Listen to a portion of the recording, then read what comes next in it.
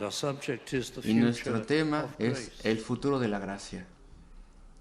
Claro que desde el punto de vista del el apóstol Pablo, de su tiempo en adelante, la causa de la gracia. Israel ha rechazado a Dios, con la excepción del remanente, todos los demás están perdidos. Pero hay un remanente que ha sido salvo y en general ha habido un endurecimiento judicial del corazón. Lo vimos en el capítulo anterior y entre tanto existía el evangelismo del mundo gentil. Y esto nos trae al capítulo 11 y al primer versículo. Digo pues, ¿ha desechado Dios a su pueblo? ¿Acaso lo ha desechado?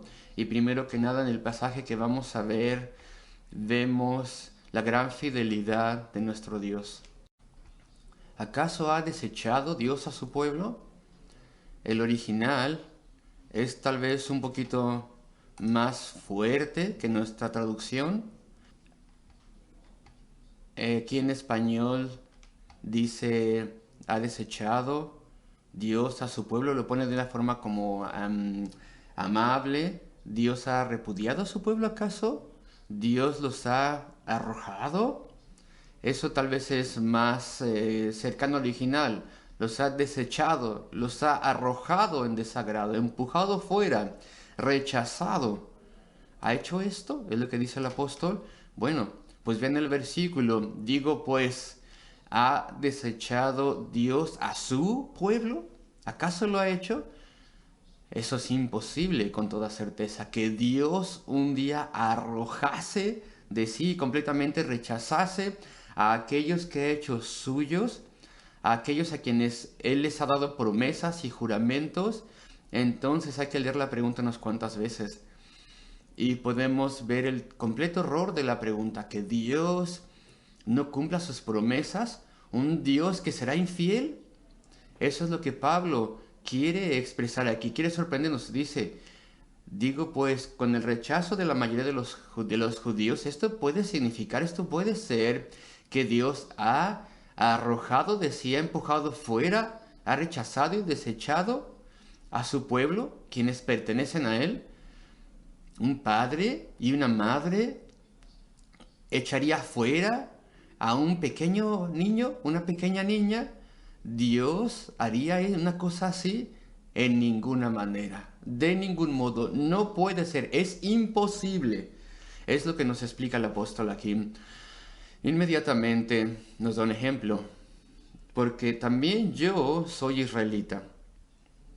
Soy un ejemplo yo de un israelita que no ha sido desechado, empujado fuera. Y él dice, soy de la descendencia de Abraham, de la tribu de Benjamín. Una extracción purísima, por así decirlo, una muestra purísima de entre los israelitas. Es imposible. Y entonces, versículo 2, no ha desechado Dios a su pueblo, al cual desde antes conoció. Y entonces aquí se hablará de la fidelidad de Dios al salvar no a todo israelita, no guardando a todo hebreo, sino al salvar y bendecir a muchos de ellos. Una minoría probablemente, a través de los siglos, quién sabe, no lo sabemos, pero un remanente. Se llama así, un remanente, tanto en el Antiguo como en el Nuevo Testamento. Y esto es lo que Dios prometió hacer en primer lugar, en primera instancia. La promesa nunca fue que toda la raza de los israelitas creerían y serían salvos. Dios ni siquiera, sino que más bien Dios, y claro, si hubiera dependido de ellos, ni siquiera uno de ellos hubiera sido salvo. Jamás hubieran caminado con él ni Abraham, ni Isaac, ni Jacob, ninguno de los patriarcas, ni uno de ellos hubiera caminado con Dios si él no les hubiera traído a sí mismo. Si él no hubiera abierto sus corazones, la tendencia del corazón humano por naturaleza, porque somos una raza caída, es estar en contra de Dios y nunca de forma sincera o genuina deseamos a Dios porque Él es quien es. Jamás nos arrepentiríamos de nuestro pecado si no fuera por su obra en nuestra vida. Y la promesa es a Abraham de que él tendría una simiente que creerían. Y al respecto de las personas se dice esto, de quienes o en quienes Dios obraría, teniendo soberanía sobre ellos, trayéndoles a buscarle. Dios no ha echado fuera a su pueblo, a quienes él antes conoció, sino que más bien es fiel a su promesa. Y a través de la historia del Antiguo Testamento y también en el Nuevo Testamento y en la época presente, Dios ha continuado salvando israelitas, judíos, en más grandes números, como el apóstol nos indicará, más personas, más judíos de lo que nos damos cuenta y son salvos. Y entonces la fidelidad de Dios es establecida. ¿Y cuán importante nos es esto a nosotros? Confiamos en Él, el Dios viviente. Creemos en Cristo. Él ha obrado en nuestros corazones. Él nos ha dado convicción de nuestro pecado. Él nos ha mostrado el camino a la salvación. Él nos ha traído por completo a través del Espíritu. Nos ha traído a Él. Así que confiamos en Él y recibimos esa nueva vida que viene de lo alto. Y caminamos con Él. ¿Somos salvos? ¿Dios será fiel? ¿Dios nos sostendrá a medida que Él nos lleva hasta el final? Claro que sí. Y su fidelidad es confirmada una vez más aquí, la fidelidad de Dios. Al salvar a los judíos, a los israelitas, a muchos de ellos a través de los siglos hasta el presente y hasta el final, esto es ciertísimo. No todos ellos, no toda la raza judía, pero un buen número, un gran número, un remanente, como es descrito en la Biblia. Y nuestra confianza en la fidelidad de Dios es establecida. Y así como ese remanente es salvo, así también nosotros que somos gentiles, estamos a salvo siendo guardados por Dios. Versículo 2, no ha desechado Dios a su pueblo, al cual desde antes conoció. ¿O no sabéis qué dice de Elías la Escritura? ¿Cómo invoca a Dios contra Israel diciendo, o suplica a Dios más bien por Israel? Y acuérdense que el profeta estaba muy atribulado, acuérdense de ello, estaba bajo amenaza. Él pensaba que su vida sería tomada, y no voy a ir a la historia y el contexto de todo esto, pero bueno, él estaba huyendo. Y él apela a Dios. ¿Acaso mi ministerio ha sido en vano? Todo lo que he hecho, las cosas grandes que me diste por hacer, tal vez él decía, ya se perdió todo. Tú me has dado la capacidad de obrar milagros, incluso tremendas demostraciones para las personas. Demostraciones de tu poder, tal vez él le diría a Dios, demostraciones de tu bondad. Y aún así ellos no se vienen a ti. No ha habido reforma en la nación. No se aprecia la misericordia, la gracia de Dios. Y yo ahora estoy huyendo, dice Elías, mi vida está en riesgo, no queda ni uno más. Ese era lo que estaba diciéndolo y sintiendo el profeta. Y dice en el versículo 3, aquí hay una cita de Primera de Reyes, capítulo 19, Señor, a tus profetas han dado muerte y tus altares han derribado, y solo yo he quedado y procuran matarme. Y la respuesta de Dios es, me he reservado, versículo 4, 7,000 hombres que no han doblado la rodilla delante de Baal. Ustedes se acordarán que hubo esa experiencia de Elías que huyó, corrió muchísimos días a Horeb, el lugar del pacto original que fue dado a Moisés. Y él fue allí y se escondió en una cueva y en su miseria decía muchas cosas, pero Dios en su misericordia trajo ese gran viento y el terremoto y lo demás, pero todas estas demostraciones del poder de Dios no alteraron los sentimientos de Elías.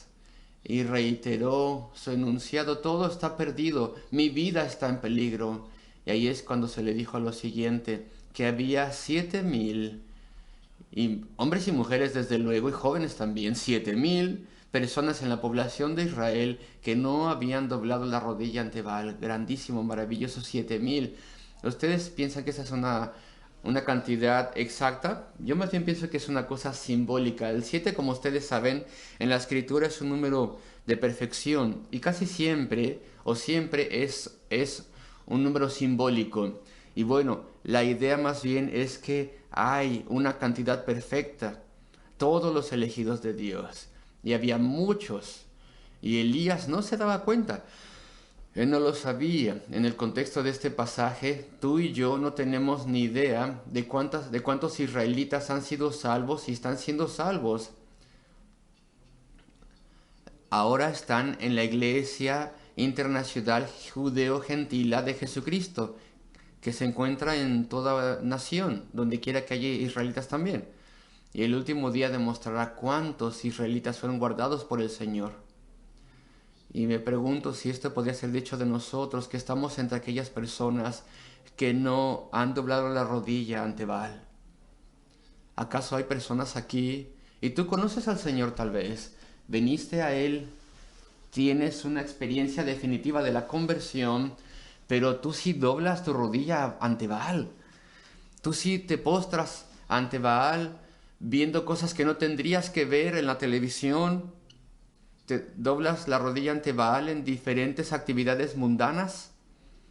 Voy a intentar definir la mundanalidad del miércoles. Espero que sea de ayuda para ustedes. Puede ser dicho de nosotros.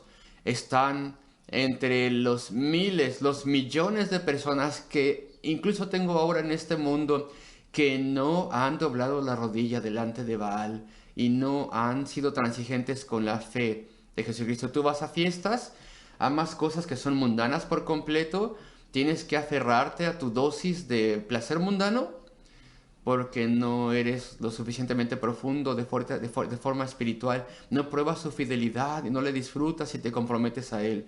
Avancemos al versículo número 5.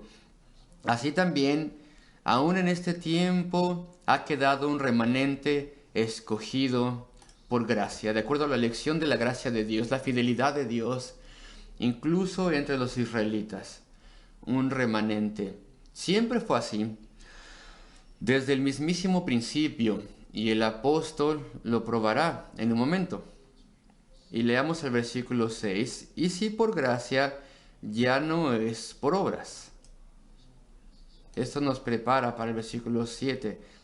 De otra manera, la gracia ya no es gracia, y los israelitas estaban convencidos de que ellos tenían aceptación delante de Dios, porque ellos guardaban la ley ceremonial o intentaban hacerlo. Y en particular, el clérigo judío eran meticulosos al guardar los requisitos de la ley y pensaban que a través de eso Dios tendría agrado con ellos. Y claro que eran israelitas y entonces decían, ya somos el pueblo de Dios, y eso junto con el hecho de que estamos obedeciéndole en los rituales, y entonces ellos tenían confianza y estaban convencidos de que estaban aceptados por Dios. Ellos pensaban que eran lo suficientemente justos como para obtener la bendición eterna de Dios. Y ellos estaban convencidos de ello. Y entonces dice el versículo 7, ¿qué pues? Entonces, ¿qué? ¿Lo que busca Israel no lo ha alcanzado? Y bueno, ¿qué quiere decir esto? Israel, a través de este cuidado meticuloso de la ley y las ceremonias, a pesar de su confianza, no ha logrado obtener aceptación de Dios y relacionarse con Él y tener su poder. Claro, el apóstol Pablo sabía todo esto, era obvio. Era obvio a partir de las palabras de Cristo, quien les predicaba a los judíos, a menos que tu justicia sea mayor que la justicia de los escribas y los fariseos, de ninguna forma entraréis en el reino del cielo. ¿Qué? ¿Nuestro clérigo, los escribas y los fariseos no entrarán en el reino de los cielos? Esa era la enseñanza del Señor mismo. De forma consistente lo enseñaba, ay de vosotros escribas y fariseos, etc. Entonces ellos lo sabían a partir de la enseñanza de Jesucristo, también a partir de que la nación judía había fallado y había sido ocupada por las fuerzas romanas, no estaban caminando con Dios, su bendición ya no estaba con ellos, era notorio, lo sabían, Pablo lo sabía, porque ya no había habido profeta ni ningún obrador de milagros entre los judíos a través de 400 años o así, otro indicio de que no estaban agradando a Dios y que no eran aceptados por Él, y su propio carácter, y el carácter del clérigo, y las cosas que hacían. Y claro que perseguían a Pablo y querían matarle, así como hicieron con el Señor. Así que era obvio que no tenían reconciliación con Dios. Y ellos podían decir, ¿qué pues? Entonces, ¿qué? ¿Lo que buscaba Israel no lo ha alcanzado? ¿Lo que busca no lo ha alcanzado? Esa es una palabra muy fuerte. Tenían celo. Pablo nos lo dijo en el capítulo anterior al principio, que tenían celo y pasión para tener aceptación con Dios, pero no conforme a ciencia.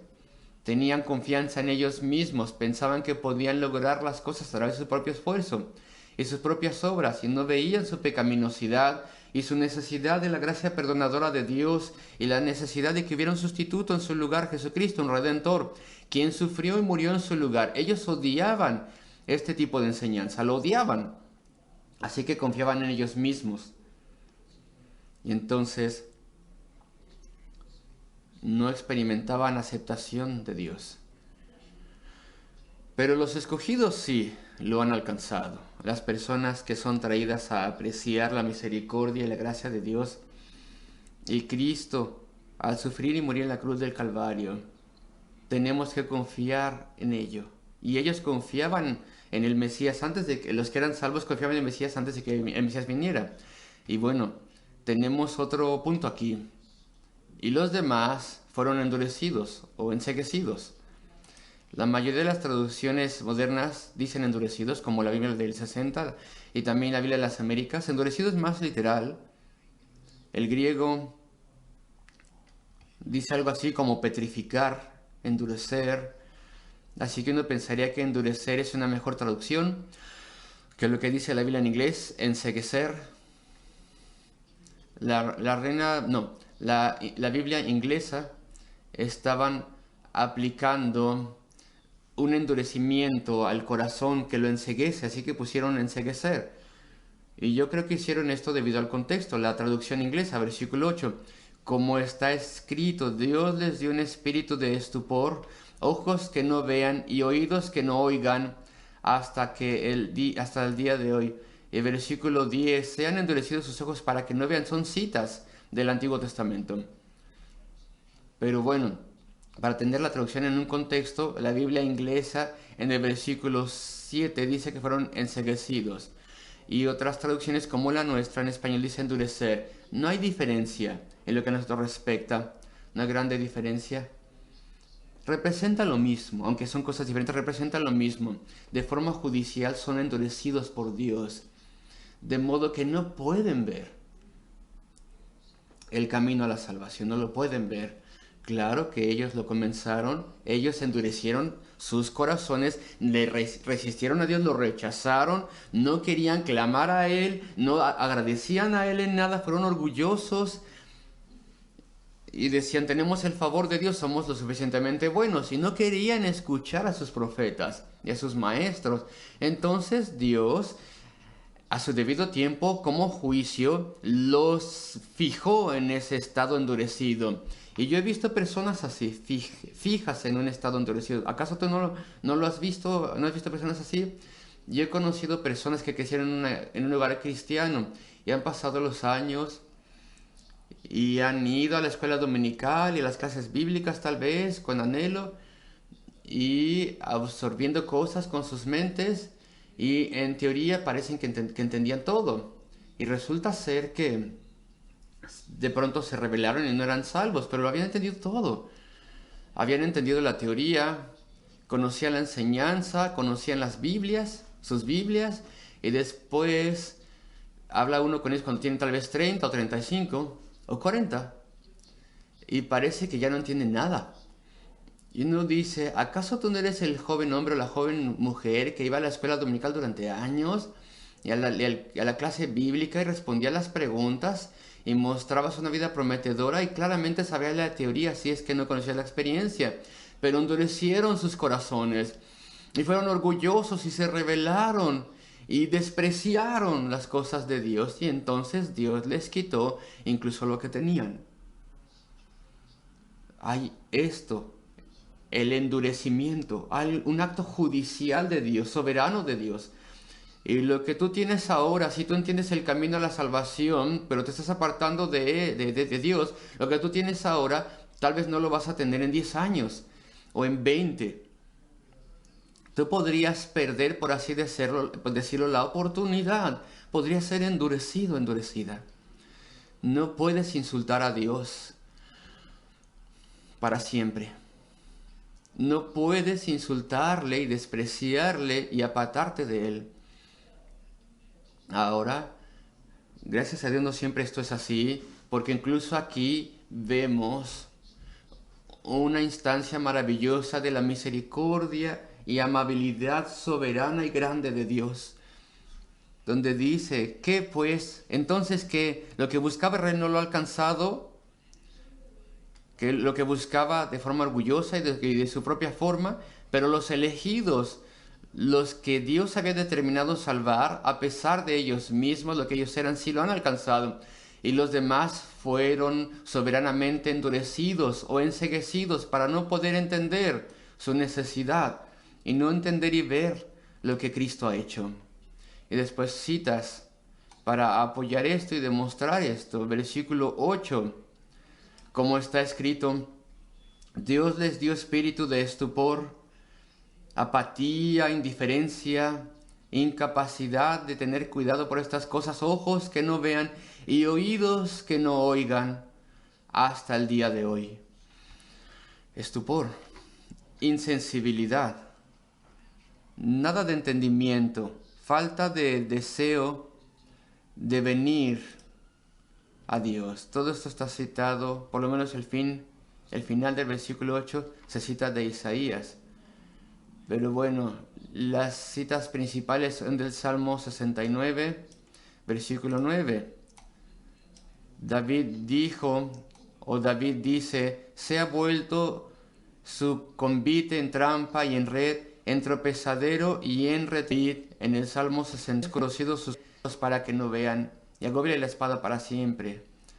David, en el Salmo 69, está bajo gran persecución y está sufriendo odio a mano de personas que deberían amar a Dios. Y este es un salmo mesiánico. Y la experiencia de David es como una profecía de lo que le pasaría a Cristo un día. Y entonces David, como profeta, está hablando la palabra de Dios, que Dios les traería cuentas a todas las personas que están en contra de Dios. Y habría un enceguecimiento judicial o soberano y endurecimiento. Entonces, versículo 11. Digo entonces, esta parte maravillosa, ¿han tropezado los de Israel para que cayesen? Una persona puede tropezar y apartarse, caer, quitarse, estar con una rodilla en el suelo, se puede levantar, no están ahí tirados, derrotados en el suelo, una rodilla tal vez, una mano tal vez en el suelo. Y pueden luchar por levantarse. ¿Y qué es lo que le ha pasado a Israel? Han sido rechazados. No como el creyente que tal vez tropiece un poco y se puede levantar. ¿Esto quiere decir que es toda la nación la que ha caído por completo? No, no. El remanente será salvo. En ninguna manera, a mitad del versículo 11, en ninguna manera, de ningún modo, pero por su transgresión o caída, vino la salvación a los gentiles, para provocarles a celos, para causarles celos. Dios mostraría misericordia en un remanente de judíos, a pesar de que la nación le había rechazado a él, a pesar de que a muchos de ellos se les ha enceguecido y endurecido sus corazones. No sería el final de todas formas. Dios tendría soberanía en muchos casos. A pesar de todas las cosas, vemos ahí la bondad de Dios. Y así es con muchos de nosotros, ¿no es así?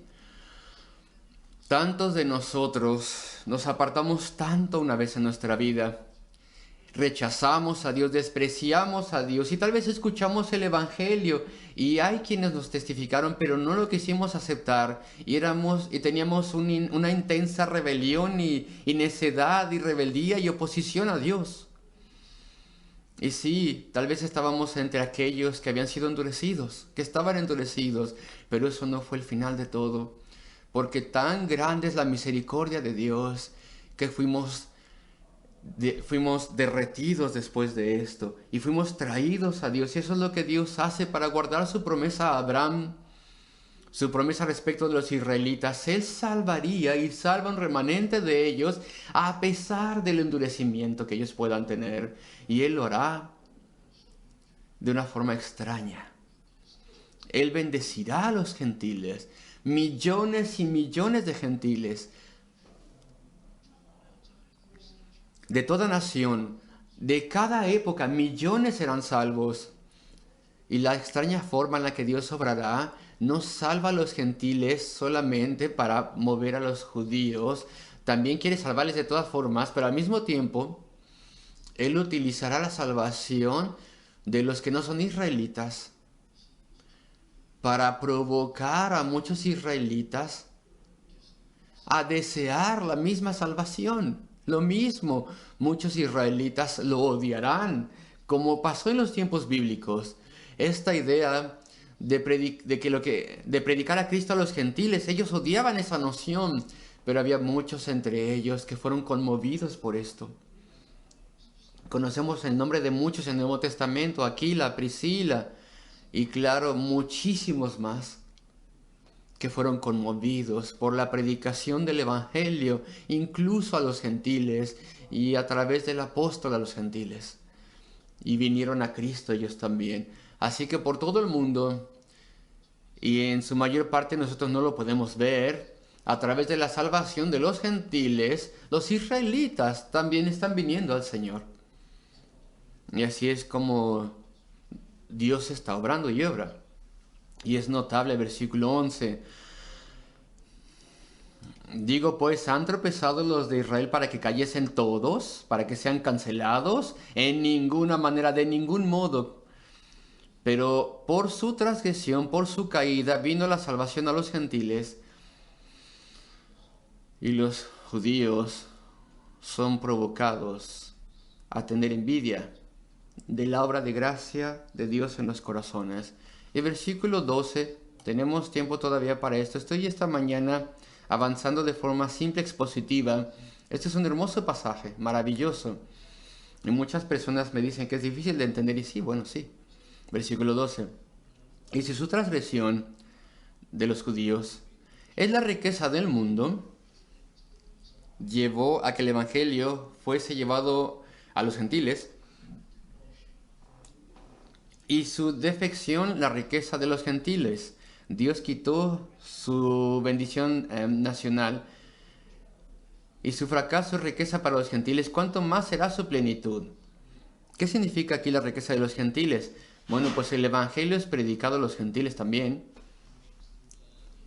Y significa que el mundo es enriquecido. Y claro que los gentiles son enriquecidos. Noten por favor que no todos los gentiles son salvos, lo sabemos perfectamente bien. Solamente una minoría de gentiles son salvos. Y será lo mismo con los judíos. Siempre ha sido lo mismo con los gentiles y también con los judíos.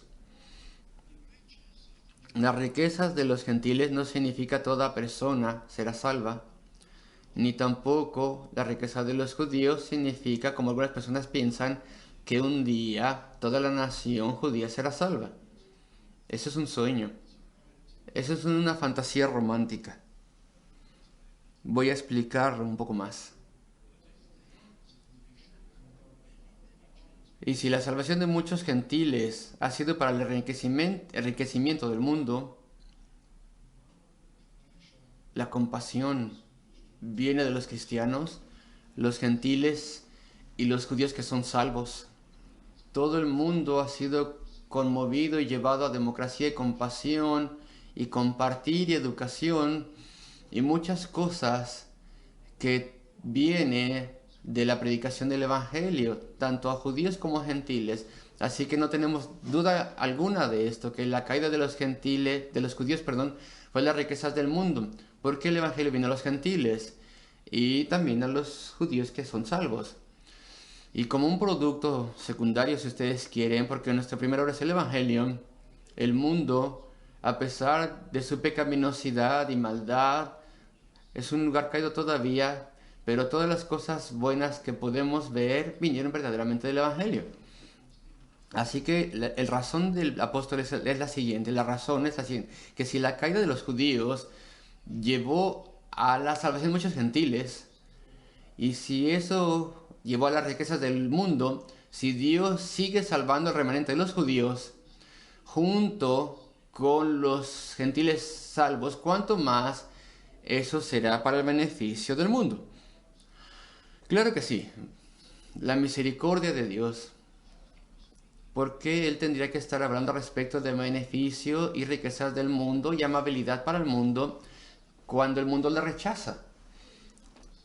La amabilidad de Dios. Él tiene que juzgar al mundo. Él tiene que terminar este mundo. Él tiene que traer a toda persona a dar cuentas de su vida y al mismo tiempo Él muestra misericordia y compasión en todo momento. Y nosotros también, por cierto, en nuestra vida. Nuestra prioridad es el Evangelio, pero aún tenemos que hacer buenas obras compasivas, muchas de estas obras. Y tengo que avanzar. El tiempo avanza. Versículo 11. Han tropezado los de Israel para que cayesen en ninguna manera. La salvación vino a los gentiles, de modo que muchos judíos a su debido tiempo desearen la misma salvación. Ahora, si la caída de ellos es la riqueza del mundo, versículo 12, y su fracaso o defección la riqueza de los judíos, los gentiles, ¿cuánto más su plena restauración? Su plenitud. Algunas palabras ven que quiere decir aquí restauración y plenitud. Y el llenar un número o algo así, dicen, habrá una obra magnífica a través de la cual todos los judíos serán salvos, dicen ellos. Sin embargo, aquí plenitud describe el número total de judíos que son elegidos y son salvos, su plena restauración o su plenitud. Puede ser que antes del final de los tiempos habrá un gran avivamiento entre los judíos. Puede ser que sí. Sería típico del Señor tomar el pueblo que eran los más intransigentes y resistentes de todos y hacer que la gracia triunfe sobre ellos antes de que se termine el día. Pero eso no necesariamente es lo que se está diciendo aquí. ¿Cuánto más su plena restauración? O como dice la Biblia de las Américas, ¿cuánto más será su plenitud? Siempre ha habido un remanente de judíos salvos desde el principio. Siempre ha habido un número específico, un remanente. En todo momento, en todo el Antiguo Testamento. Dice el apóstol Pablo, eso avanza, eso sigue. Habrá un remanente incluso a través de la época del Evangelio, hasta que la plenitud sea terminada. Es el cierre del libro y cada elegido gentil y judío sean salvos. Pero cuánto más la bendición y la influencia, la compasión y la bondad. Si estos judíos siguen siendo salvos y también los gentiles, y este es el argumento, ¿cuánto más será de bendición lo que acabo de decir? Versículo 13. Porque a vosotros hablo gentiles, por cuanto yo soy apóstol a gentiles, honro mi ministerio. Me gozo en lo que Dios me ha dado por hacer, no lo merezco en absoluto, pero Él me ha dado tan gloriosa tarea. Hay tanto sufrimiento en esto. Pero en lo que a mí respecta, una vez yo fui enemigo de Cristo, pero que ahora yo tenga esta tremenda y maravillosa tarea de ser el primer gran evangelista, el apóstol a los gentiles. Versículo 14. Así es como Pablo lo ve. Si en alguna manera pueda provocar a celos a los de mi sangre y hacer salvos a algunos de ellos. Un versículo importante. El apóstol Pablo dice, y ya nos ha dicho dos veces, al principio de este capítulo y al principio del capítulo anterior y antes, Él nos ha dicho cómo anhela la salvación de los israelitas. ¿Acaso se va a apartar y ya no será un apóstol a los gentiles y va a seguir el deseo de su corazón? Evidentemente había mucha persecución. Y predicara solamente a los judíos, no. Iba a los judíos primeramente, sí. Iba a la sinagoga en todo el lugar. Primero que nada hacía eso y después se volvía a los gentiles. Pero no, él permanecía siendo el apóstol a los gentiles porque él sabía el plan de Dios. Y él sabía que Dios iba a utilizar la conversión de los gentiles para poder traer a muchos israelitas a sí mismo. Entonces él dice aquí: obro por la salvación de los gentiles y mi corazón está en ello y les amo. Pero no solamente eso, sino que también tengo este gran consuelo que a través de la salvación de los gentiles, israelitas también vendrán al Señor, muchos de ellos. Entonces esto hace que mi motivación sea doble. Eso es lo que parece decir aquí. Versículo 14. Por si en alguna manera pueda provocar a celos a los de mi sangre, a mis compatriotas, y hacer salvos algunos de ellos. Al remanente. Siempre hay un remanente. Algunos de ellos, algunos gentiles, algunos judíos.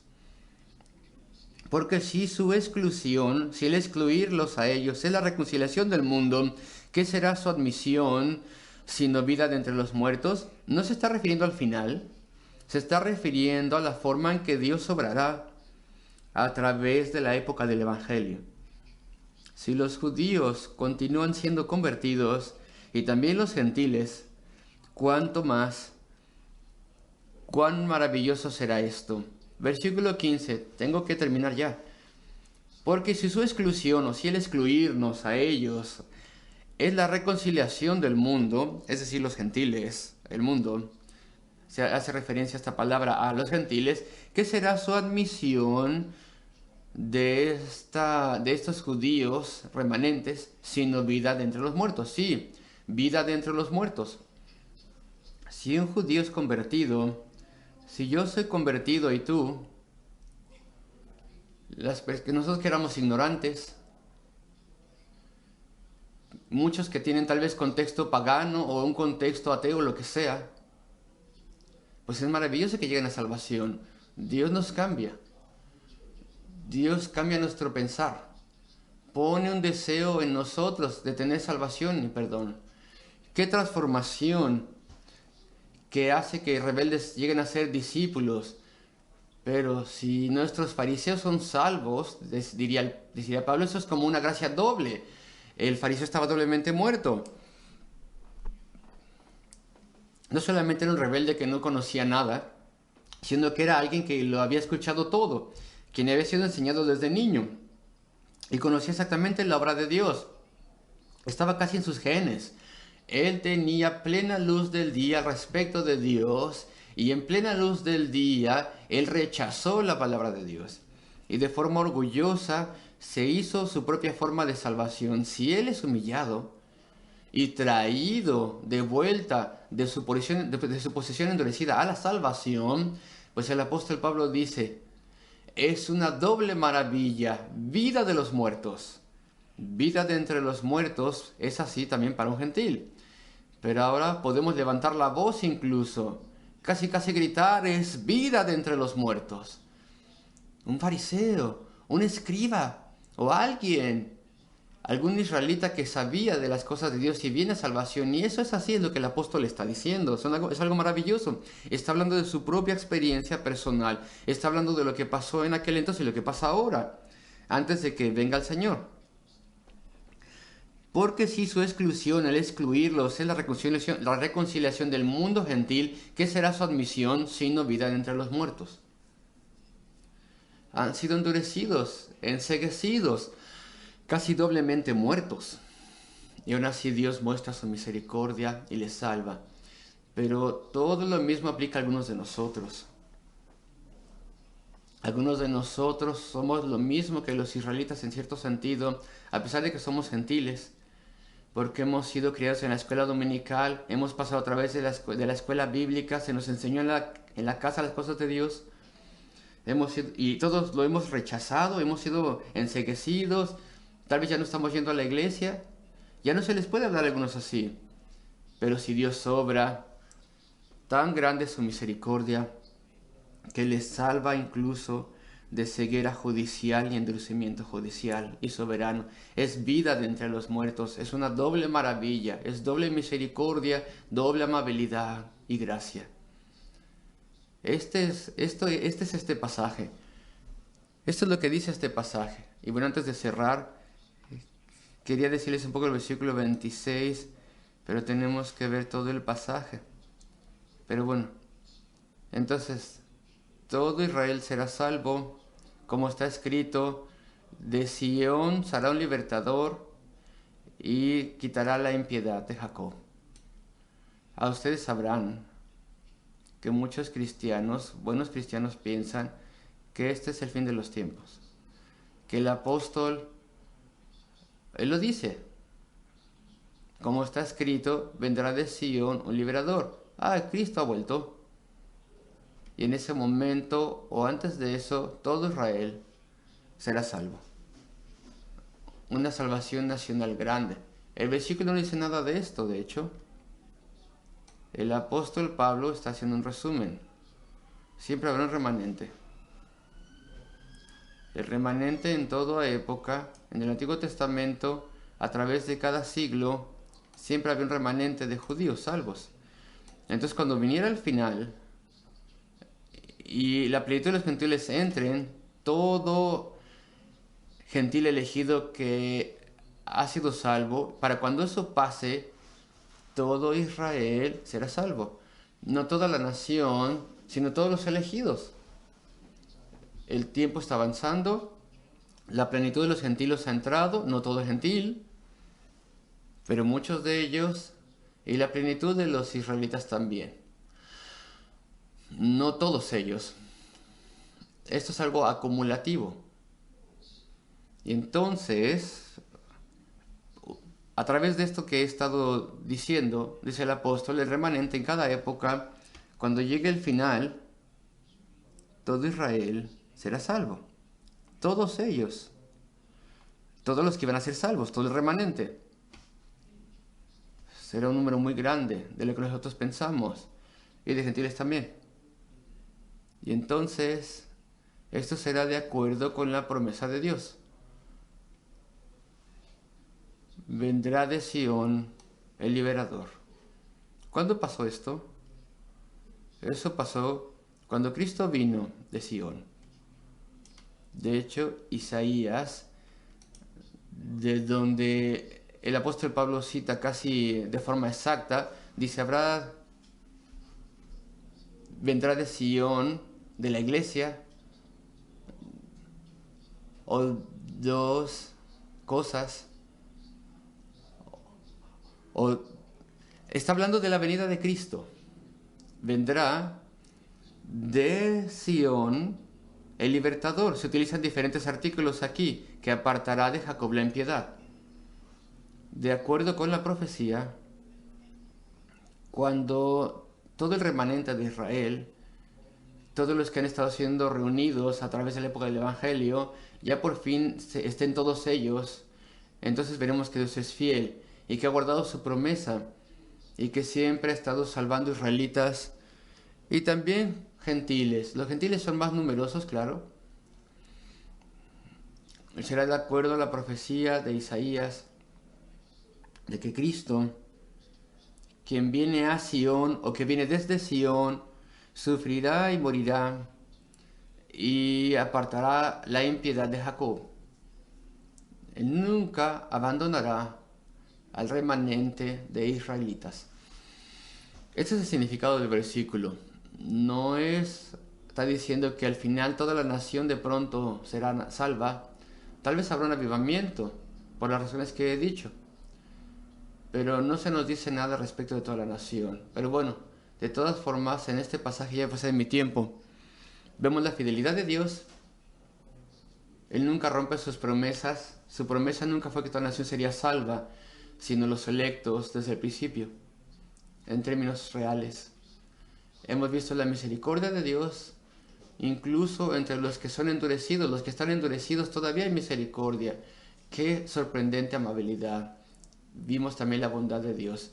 Y espero que esta pequeña exposición les ayude, queridos amigos.